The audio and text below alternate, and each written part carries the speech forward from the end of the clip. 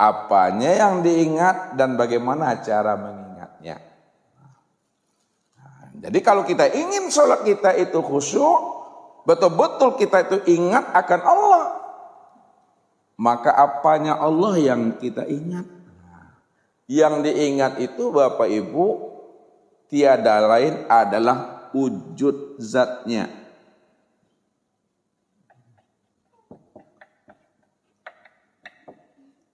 Yang diingat itu wujud zatnya, wujud dirinya, atau dirinya yang diingat.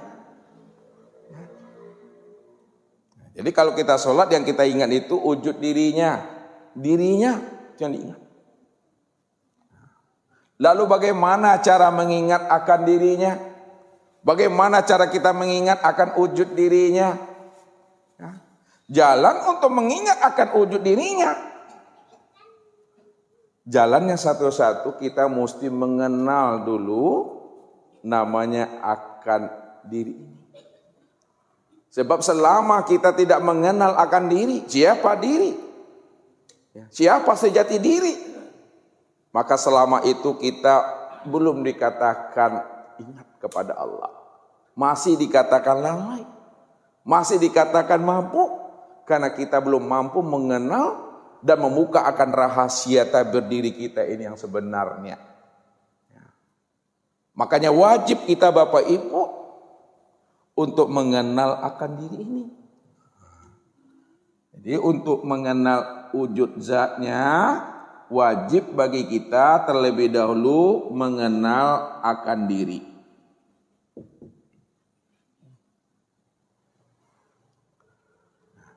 Sebab kalau kita sudah kenal akan diri, insya Allah kita mampu mengenal akan Tuhan. Sebab apa? Al-insanu siri wa nasiruhu.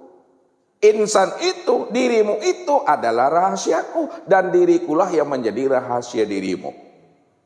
Lalu bagaimana cara mengenal diri? Padahal kita belum tahu dengan diri. Cara mengenal diri Bapak Ibu, belajar kita mengenal namanya mati.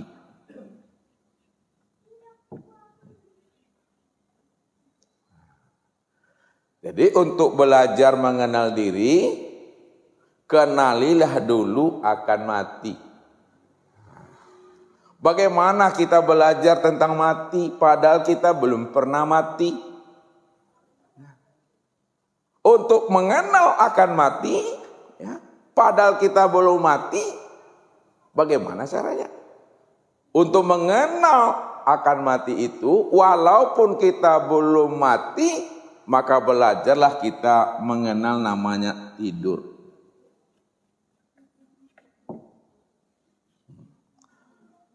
Kenapa untuk mengenal mati mesti mengenal tidur?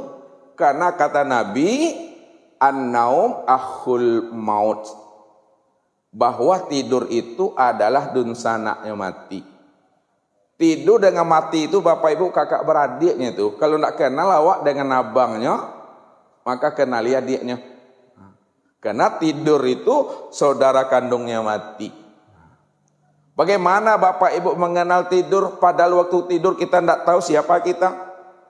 Maka untuk belajar mengenal dan memahami tidur, belajar untuk mengenal dan memahami namanya mimpi.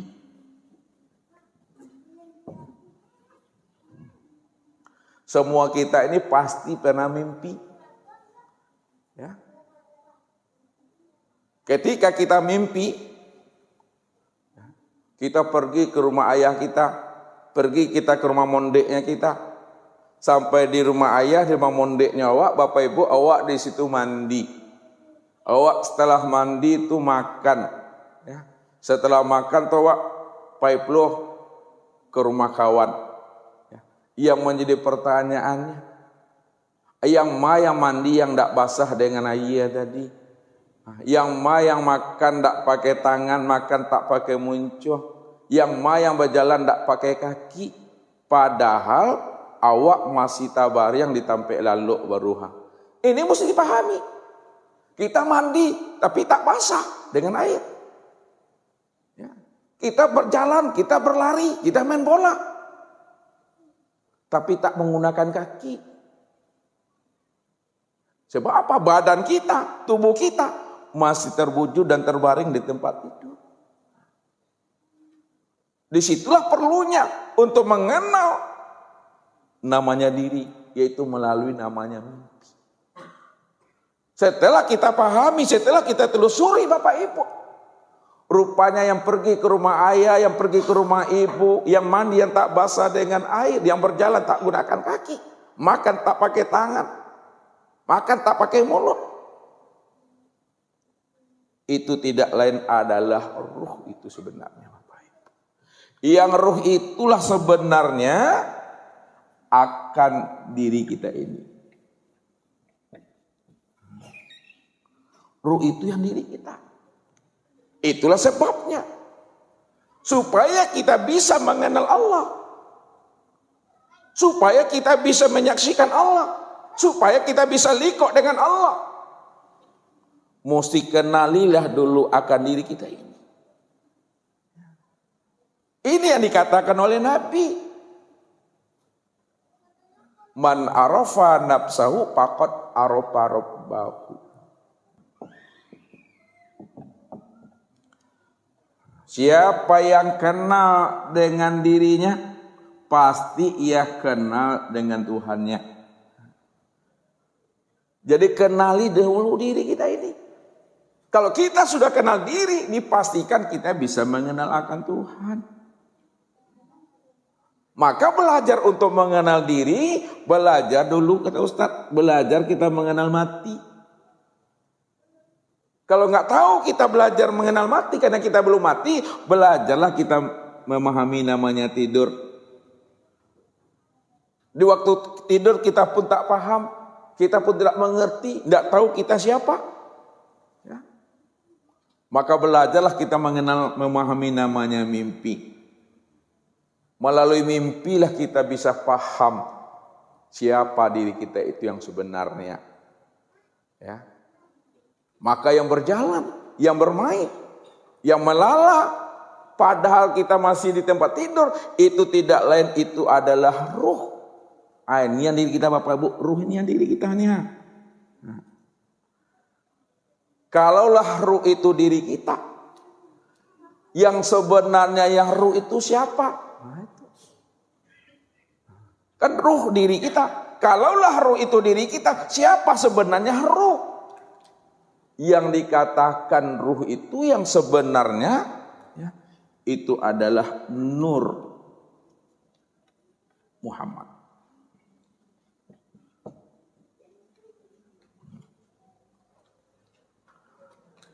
Yang dikatakan ruh itu yang sebenarnya bukan ruh. Yang dikatakan ruh yang sebenar ruh itu adalah Nur Muhammad Bapak Ibu. Nur Muhammad itulah rupanya diri kita. Kalaulah Nur Muhammad itulah rupanya diri kita, siapa sebenarnya Nur Muhammad? Jadi jangan kita tertahan, jangan kita terhenti pandangan kita memandang kepada Nur Muhammad. Tilik lagi. Di dalam diri ada diri, di dalam Nur Muhammad masih ada diri. Kenalilah siapa Nur Muhammad itu. Rupanya Nur Muhammad itu, ya, itu yang disebut namanya rahasia ilahi. Nur Muhammad ini disebut namanya rahasia ilahi atau sirullah. Nur Muhammad itu sebut rahasia ilahi atau sirullah, rahasia Allah. Apa maksudnya Nur Muhammad itu rahasia ilahi atau sirullah? Nur Muhammad itu dikatakan rahasia ilahi atau rahasia Allah karena Nur Muhammad itulah tempat memandang nyatanya wujud Allah. Nur Muhammad itu tempat memandang nyatanya wujud Allah.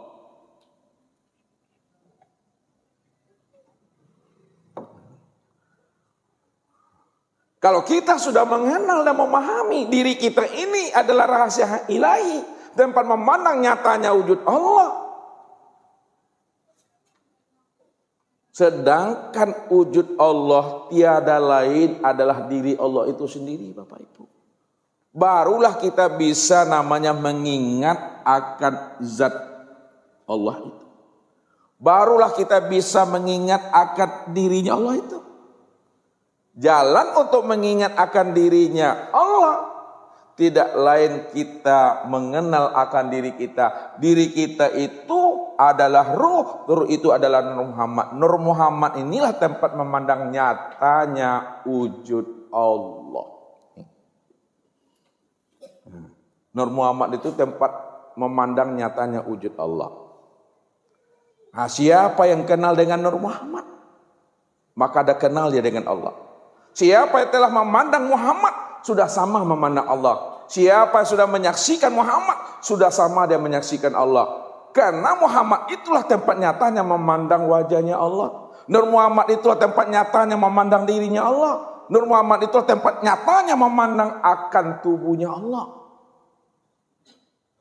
Walaupun Muhammad bukan Allah, namun Muhammad itu tiada lain Allah itu sendiri. Apa sebabnya? Tiada lain diri Allah itu sendiri. Karena Nur Muhammad itu asalnya diri Tuhan itu, Bapak Ibu. Ini yang dikatakan oleh Nur itu, ana minallah.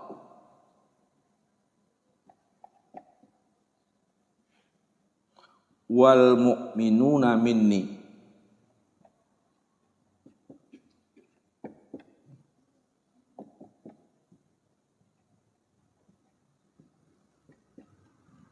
Aku, nah kata Nur itu, aku langsung daripada Nur Zat Allah, sedangkan orang-orang yang beriman dan sekalian alam itu asalnya daripada diriku.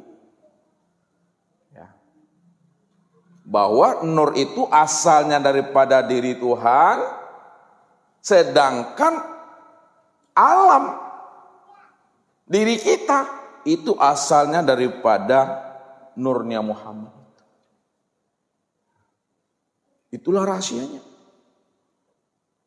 Disitulah kita bisa mengambil pemahaman, walaupun Nur Muhammad itu bukan Allah, namun dia esa dengan Allah. Karena asalnya adalah diri Allah. Kalau asalnya adalah dari diri Allah, maka tiada lain diri Allah itu sendiri. Tempat memandang nyatanya diri Tuhan.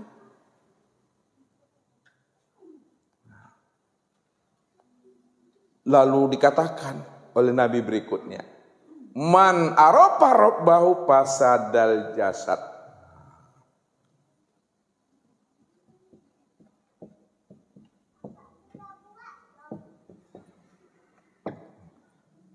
Man arafa rabbahu fasadal jasad. Barang siapa yang telah kenal akan Tuhannya, maka binasalah dirinya, hancur dirinya, karam dirinya. Apa maksudnya? Siapa yang telah kenal Tuhan, maka binasa dirinya, hapus dirinya. Hapus dirinya, hancur dirinya itu maksudnya hilanglah akan keakuan dirinya. Tidak ada lagi namanya jasadnya, tidak ada lagi namanya batang tubuhnya yang merasa dia yang punya. Maka ketika jasadnya telah hancur, jasadnya telah fana, jasadnya telah hapus, maka yang ada itu hanya dirinya Allah semata-mata. Ya. Jasad kita dah hancur, jasad kita dah fana. Kalaulah jasad kita telah hancur dan fana, maka yang ada hanya wujud diri Allah semata-mata yang wujud secara mutlak. Lalu siapa sebagai pengganti jasad yang telah hancur? Pengganti jasad yang hancur tidak lain adalah diriku sendiri, kata Allah. Aku pengganti jasad yang hancur itu. Inilah yang dikatakan Allah dalam hadis qudsi itu. Innal abdi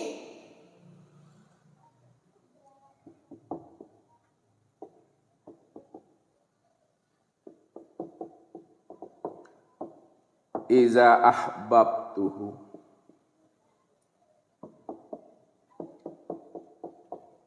innal abdi iza ahbabtuhu qataltuhu.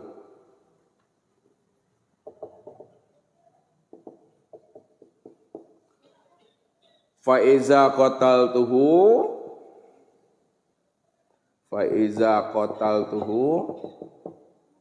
wa ana diyatahu.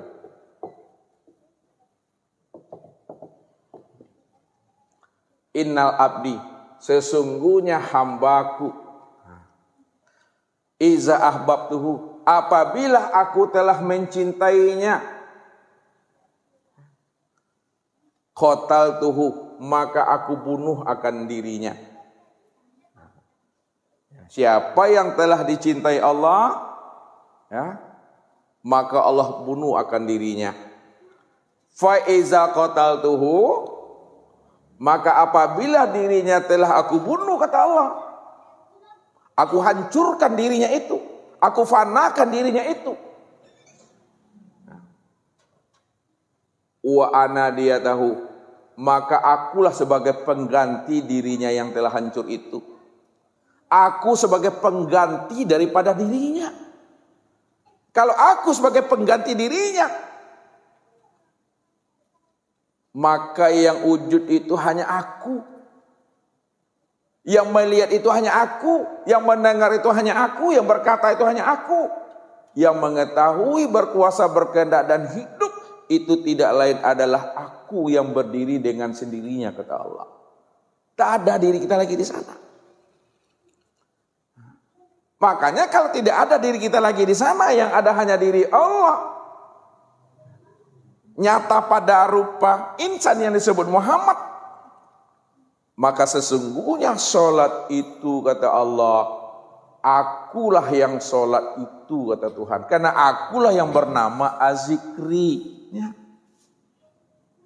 Aku yang bernama Az-Zikri.